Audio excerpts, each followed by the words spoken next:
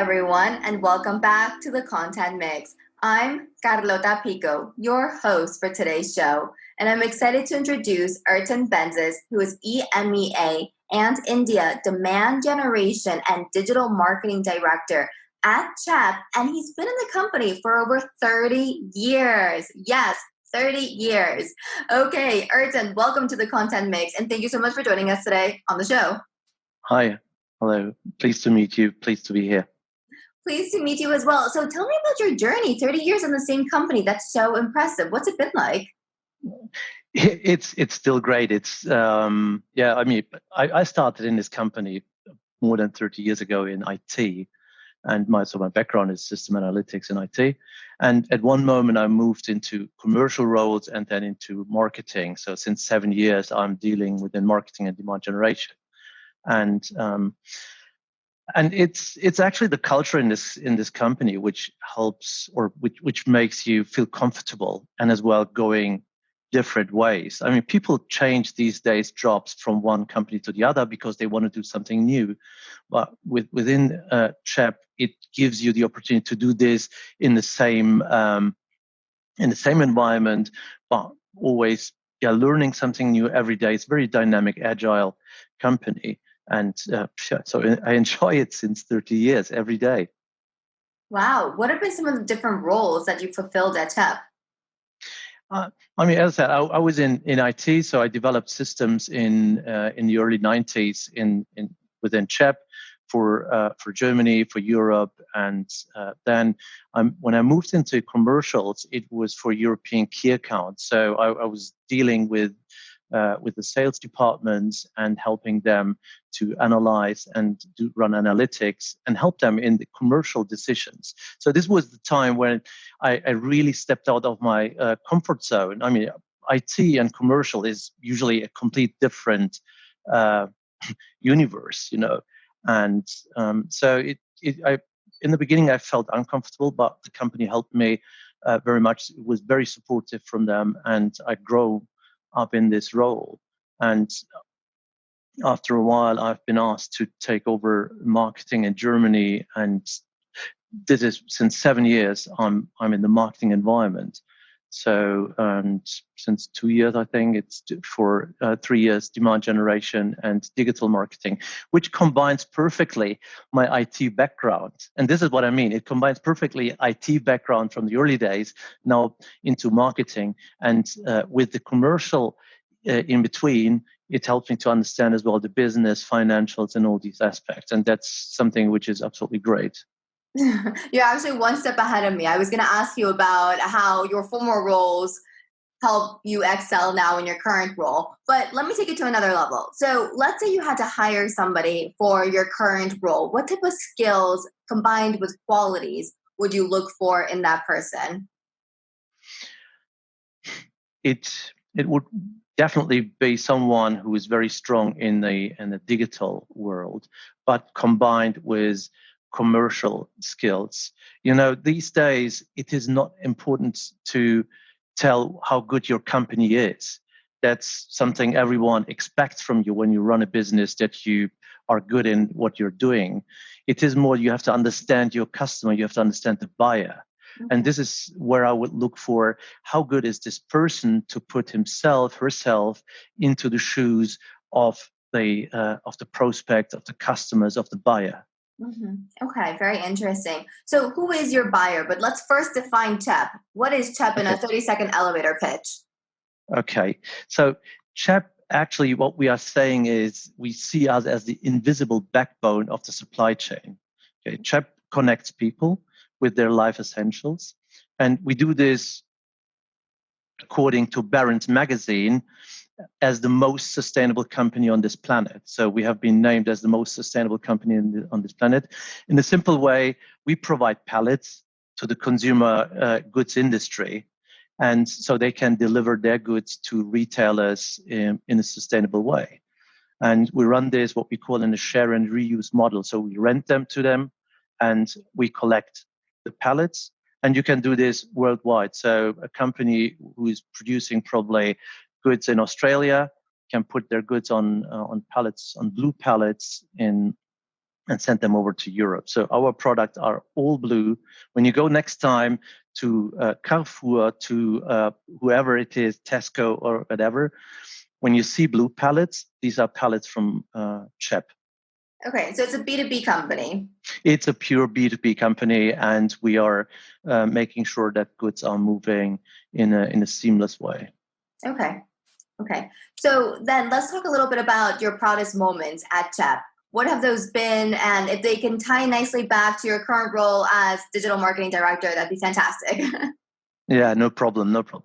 I mean, when I took over demand generation and digital marketing, there was actually no big digital marketing activities present at CHEP. This was 3 years ago. The first thing I've done was to implement a marketing automation system, which helped us to manage all campaigns and digital marketing activities. Because as you can imagine, marketing teams are not, from resource-wise, they don't have a lot of people, so you have to learn to be very effective in what you're doing and manage and leveraging systems for it. This was one of the things I've implemented, and we are running now all our campaigns and digital marketing activities through a marketing automation system. Okay. And what we've done as well is we consolidated social media channel. We had, before I took it over, we had in each country an own LinkedIn account, as many companies know that, you all of a sudden they pop up like a mushroom, and you have 6, 7, 8 accounts on LinkedIn, and nobody knows who it is owned by. So what we did, we consolidated it, and we moved from 24,000 followers within 24 months to 190,000 followers on LinkedIn. Wow. Was that organic growth? Yes, purely organic growth. And how did you achieve that through content? What type of content were you posting that attracted so much growth? It's mainly sustainability. So people love stories about sustainability. It is really what drives. I mean, our business is sustainable, our whole business model, because it is a circular economy model of share and reuse. It is a sustainable model in itself. And we have a very strong position on this. Then all the things we are doing in corporate social responsibility, and as well on employee branding and being a good place to work for. And all these combinations boosted the follower base. And the topping of that was providing white papers and insights about supply chain efficiencies. As you can imagine, our products are going through the whole supply chain, and we have a good overview on what's happening on this planet when consumer goods are moving from A to B. And so we've got a lot of experts. Okay. Well, I was on your LinkedIn profile, and I'd like to read out a sentence that I found really amusing. It reads as follows, quote, "LinkedIn is not Tinder. Don't start a conversation with a selling pitch," end quote. What are a few best practices then for starting a conversation on LinkedIn? Yeah, I came to this this point because when I spoke to salespeople, and people reach out to me in LinkedIn on connecting to me every day. Okay, so they say, "Hey, can I connect to you?" And I say, "Okay, that's great. Someone wants to be into my network."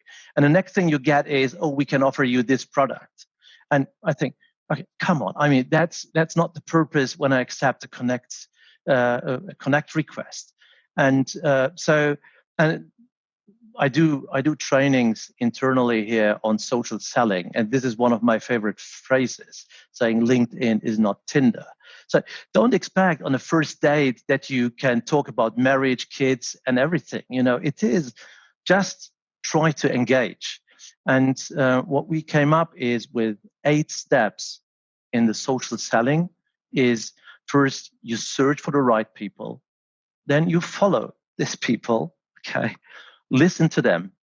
Understand what they're telling, what they're talking about, what is their problem, and what is on their agenda. Then you can start to comment. And then once you start to comment, you can think about, can we add value to them, to this person? And after that, you can start to interact on reaching out to this person, trying to engage, and because then you have built up a kind of a path to the connection. And at the end, you start networking and recommend things you think which make sense and may help this person. This is how we start conversations in LinkedIn with connections. Okay, but that seems like a lot of work. What about if you need to reach out to 200 people? How can you follow that process with 200 people in mind? I mean, it's basically a full-time job. Well, you don't do this by you do not do 200 people at one go. I mean, this would be quite unrealistic. So usually you have, let's say, 10 people a day, 5 people a day, I don't know. And then you do this on, usually you can do this by having probably half an hour a day, 1 hour a day, and you pick the best ones out. Because at one moment, the LinkedIn algorithms, it creates a dynamic on your account, and you start to pop up in the same halo room, where you are moving. And that's where you have to get into that. Okay, let's link this conversation back to demand generation. Could you define it for us? And also, how is it different from lead generation? Actually, demand generation sits above lead generation. Lead generation is the ultimate goal of demand generation. So you want to create a lead at the end of the journey. And demand generation is actually not something very much known in Europe. And even within CHEP, I've been asked sometimes, okay, what the hell is demand generation? And people usually think it is marketing. And it is embedded in many companies. This discipline is embedded in marketing. But within CHEP, we separated it. It means we put demand generation, digital marketing into one team.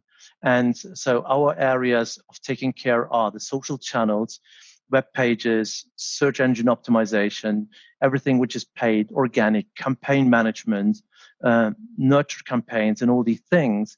So this is where we take care.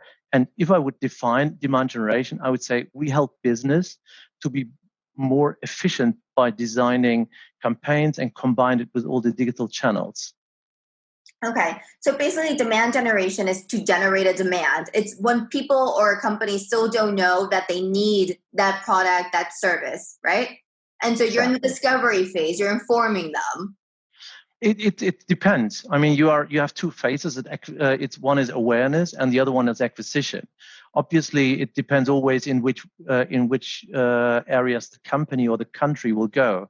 And within CHEP, we have different stages in our environment. We are in some countries we are quite good established, long since a couple of years there. When I mean a couple of years in the UK, we are since 45 years, I think, in Spain and in France, 40 years.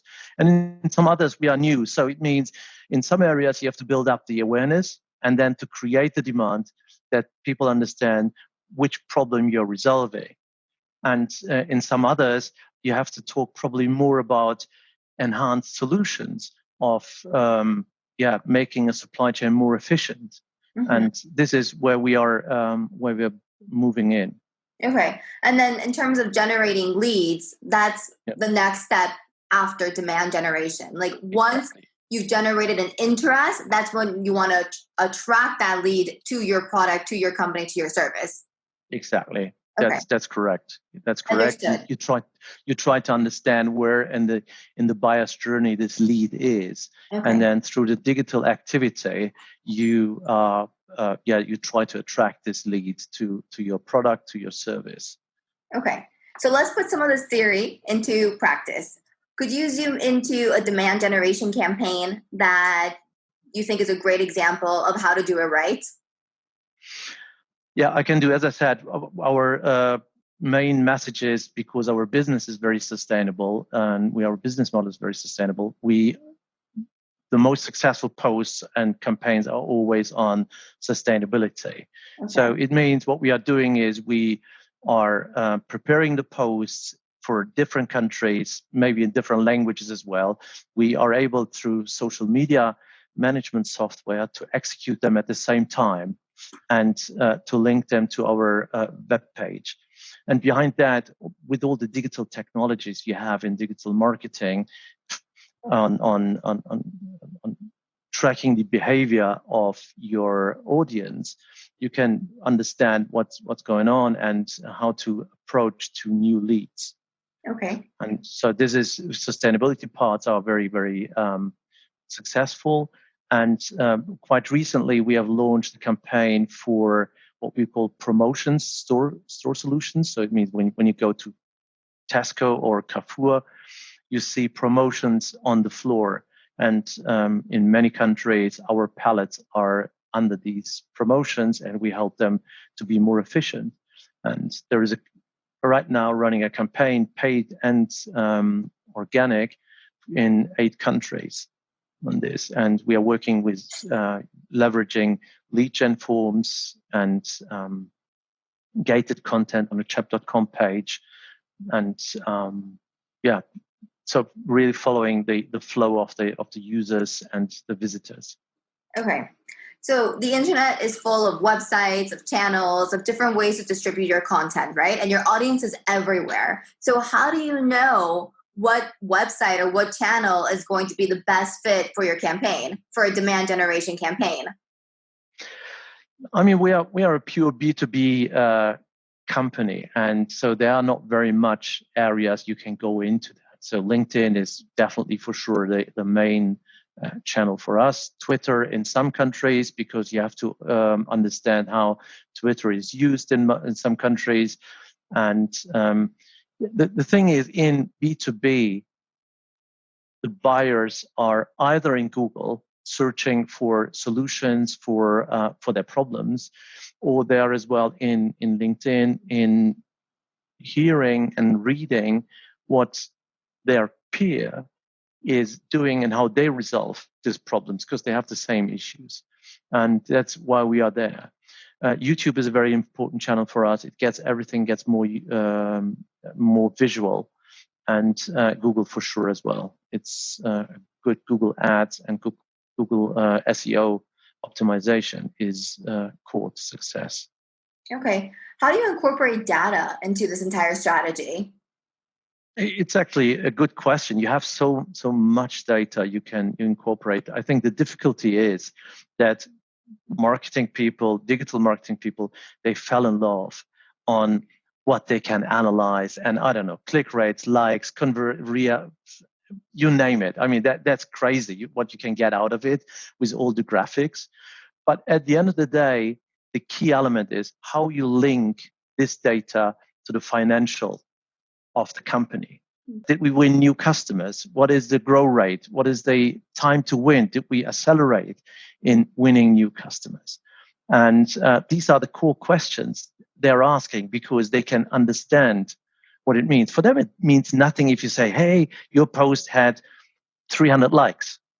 What does it mean? I mean, Bill Gates, if they post something, or if he posts something, he gets, I don't know, about probably 40,000 likes. So everything is in relation. It doesn't mean anything for your CEO, CFO to tell them how many likes they had. So data aside, it's good to take the right decisions operationally, but linking it to the company's objectives and strategic initiatives, you have to find the link to each other. Okay, that's excellent advice, because a lot of marketeers don't know how to get upper management, higher management to buy into their strategies and into their ideas, because they're speaking to upper management from a marketing point of view and with marketing language, right? But they're not necessarily then defining it according to the business objectives. Like, these many likes or these many views will equal this much business. Because at the end of the day, companies are run by money. Yes, they're run by people, but if there's no money behind it, there's no company.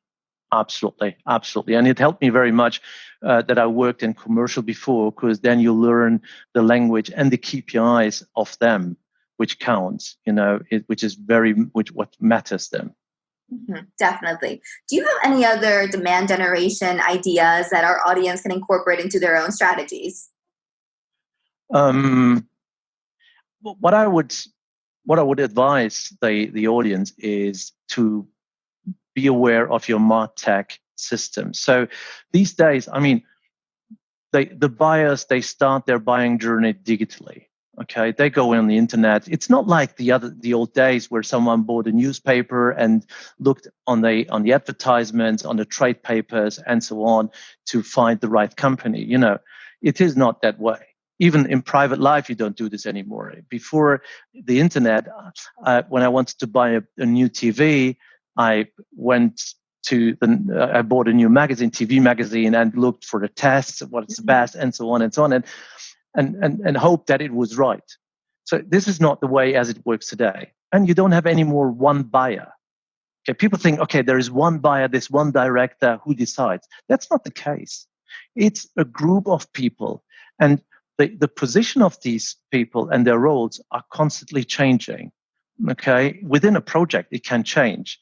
One moment there is a tip on the scale to one person, and then the other moment, if the topic changes, it changes well the buying position, and you have to be aware of that. To be able to track this, I can recommend everyone to review the MarTech stacks, see if your systems you are using, and you have to use systems in your environment to combine the analytics and the data you're getting in, and have a good analytic guy who gives you a clear picture of what it means. Okay, excellent. Well, on that note, if you could give one piece of advice to your younger self about pursuing a career in marketing, what would that be? Definitely, before you jump into marketing, go into sales and commercial. You have to learn their language first, because they are your most important customers. Mm-hmm. This is for B2B. Obviously, in marketing and B2C, you need to understand the consumer. But even then, you have a direct customer. A marketing lead in the consumer industry they still have a CEO who wants to know what's going on. So you need to translate marketing language into commercial language. Okay, excellent advice. Now moving into our set of rapid fire questions, which are basically your recommendations for our audience. To get this section started off, I'd like to ask you about your source of inspiration. So a professional role model or an influencer that you just really admire. Yeah. I mean, it's mainly outside of marketing for me. It's Simon Sinek for sure. He's a great author and speaker. Bill Gates for sure. Barack Obama. And Douglas Adams, who has died, unfortunately, a couple of years ago. But his book, Hitchhiker Through Galaxy, it's still an inspirational piece of literature. Okay, well, in the words of former President Obama, yes, we can. Yes, we will survive coronavirus. We will indeed. He's a great person, I believe. Excellent. What about a book, a publication, an event, or a community that you'd like to recommend to our audience? What I definitely would recommend to this audience is the book from Daniel Kahneman, who received the Nobel Prize a couple of years ago. I think he died as well. It's Slow Thinking, Fast Thinking. It's about a science book. It's a pretty science book, but it's very good on how human beings are taking decisions and the cognitive work.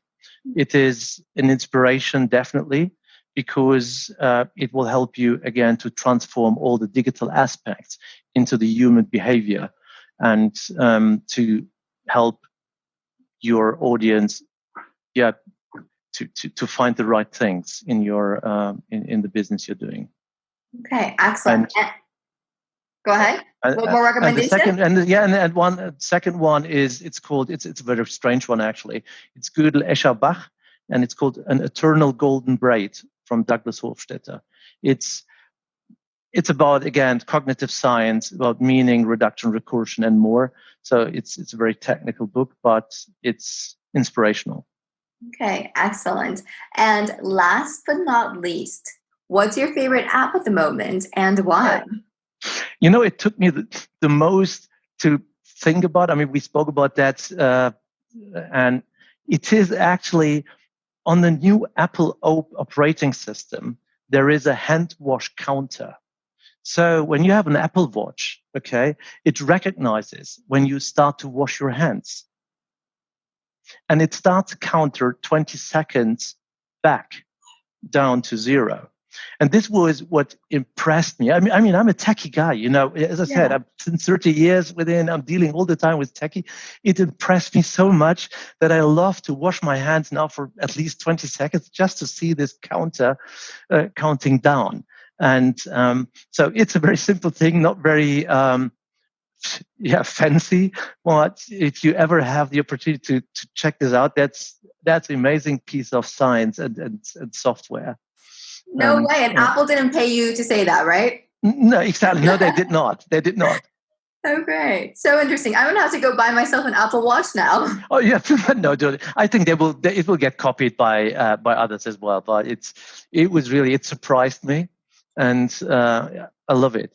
Yeah, I can understand why, especially during Corona times. Yeah, exactly. That's it, you know. Absolutely. Okay. Well, thank you so much for joining us on the Content Mix, Ertan. It was awesome to meet you and to learn about demand generation, why it's different from lead generation, your background in CHEP, over 30 years. I'm still impressed with that number. It was awesome to meet you again, and thank you. Thank you very much as well for being with you and sharing my thoughts with you. Thanks.